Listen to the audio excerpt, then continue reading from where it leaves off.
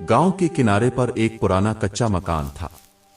इस मकान में जरीना और उसकी बेटी रेशम रहती थी। जरीना की उम्र 50 के करीब थी, मगर चेहरे पर सब्र और ईमान की रोशनी थी। शौहर कई साल पहले दुनिया छोड़ चुका था और अब वो अपनी बेटी के साथ कपड़े सिलाई करके बमुश्किल गुजर बसर करती थी। रेशम खूबसूरत, नेक दिल मगर बहुत हसास लड़की थी। वो हमेशा ख्वाब देखती कि एक दिन वो माँ के लिए खुशियों भरी जिंदगी लेकर आएगी, मगर हालात हर बार उसके ख्वाब तोड़ देते। एक दिन शहर से खबर आई कि कारखाने में नौकरियां निकली हैं। रेशम का दिल धड़क उठा। उसने माँ से कहा, अम्मू, अगर मैं शहर चली जाऊं तो शायद किस्मत बदल जाए। आपके लिए अच्छा घर लाऊंगी। जरीना ने धीरे से कहा, बेटी, रिस्क मेहनत से मिलता है, मगर इज्जत ईमान से। कभी ऐसे रास्ते मत चुनना जहां दिल कांप जाए। रेशम मुस्कुराकर बोली, मैं वादा करती हूं उम्मी, कुछ गलत नहीं करूंगी। सिर्फ आपकी दुआ चाहिए कि नसीब बदल जाए। जरीना ने लरजते हाथ उठाए। अल्लाह, मेरी बच्ची के लिए वो तकदीर लिख दे जो ईमान से जड़ी हो, खा दौलत कम ही क्यों ना हो। इसी दुआ के साथ रेशम शहर चली गई, और यही वो लम्हा था जहां तकदीर ने नया मोड़ लिया। शहर की रोशनियों ने रेशम को मशहूर कर दिया। इसे नौकरी भी मिली, मगर मालिक फैजान मिर्जा नाम का एक अमीर, चालाक शख्स था।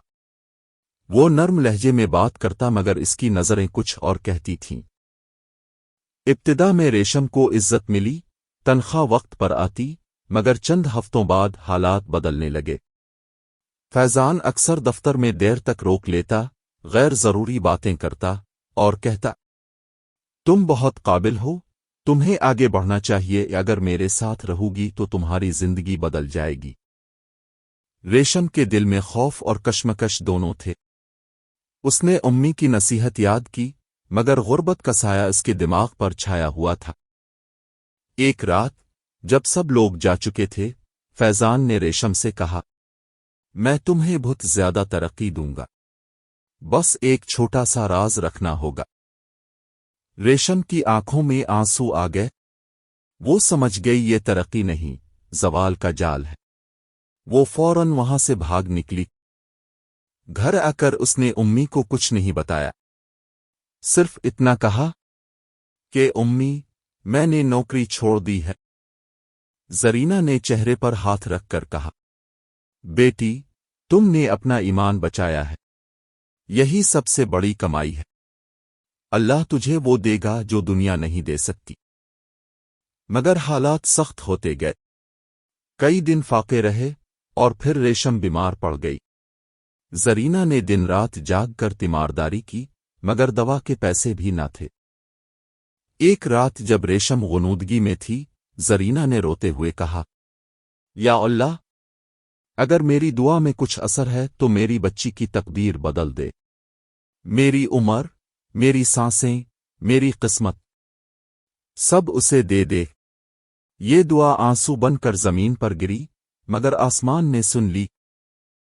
इसी रात गांव में एक खौफनाक हादसा हुआ।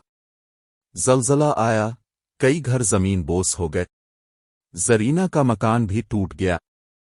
जब लोगों ने मलबा हटाया तो जरीना मिट्टी में दबी मिली, मगर चेहरे पर अजब सुकून की मुस्कुराहट थी। इधर शहर में रेशम की आंख खुली तो उसने खुद को अस्पताल में पाया। नर्स बोली कि कोई नेक दिल औरत थी जिसने तुम्हें खून दिया और तुम्हें मौत से बचा लिया गया। रेशम ने हैरानी से पूछा, वो औरत कहाँ है? नर्स ने मुस्कुराकर कहा, उसका नाम जरीना था, वो कल रात यहां से गई। शायद वही तुम्हारी किस्मत बदलने वाली थी। रेशम की आंखों से आंसू बहने लगे। उसने फौरन गांव का रुख किया, मगर वहां सिर्फ मलबा था। पड़ोसियों ने बताया कि जरीना इंतकाल कर चुकी है, मगर मरने से पहले बस एक जुमला कहा था, मेरी दुआ कबूल हो गई। मेरी रेशम की जिंदगी बदल गई। रेशम जमीन पर गिर पड़ी, मिट्टी को सीने से लगा लिया और रोते हुए कहा, उम्मी, اپنے اپنی دعا سے میری تقدیر بدل دی، مگر میرا دل تو خالی رہ گیا۔ کچھ مہینے گزرے، ریشم نے اپنی ماں کے نام پر ایک یتیم بچیوں کا سلائی اسکول کھولا، مدر زرینہ انسٹیٹیوٹ۔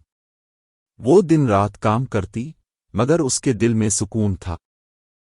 ایک دن ایک بزرگ فقیر اسکول کے باہر آیا، ریشم نے اسے کھانا دیا تو وہ بولا، بیٹی، تمہیں پتا ہے تمہاری ماں کی دعا نے صرف تمہاری نہیں، تمہارے آس پاس کی کئی لڑکیوں کی تقدیر بدلی ہے۔ اللہ نے تمہیں اس کے بدلے میں ایک مقدس مقصد دیا ہے۔ ریشم کی آنکھوں میں روشنی چمکنے لگی۔ اس نے آسمان کی طرف دیکھا اور کہا، امی، اب کی دعا اب میرے ہر کام میں زندہ ہے۔ اسی لمحے بادلوں کے پیچھے سے روشنی پھوٹی، جیسے آسمان خود گواہی دے رہا ہو کہ ماں کی دعا تقدیر بدل دیتی ہے۔ یہ کہانی ہمیں یہ سبق دیتی ہے کہ ماں کی دعا کبھی خالی نہیں جاتی۔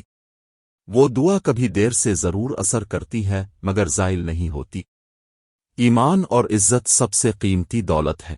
جو ان کی حفاظت کرے، اللہ خود اس کا محافظ بن جاتا ہے۔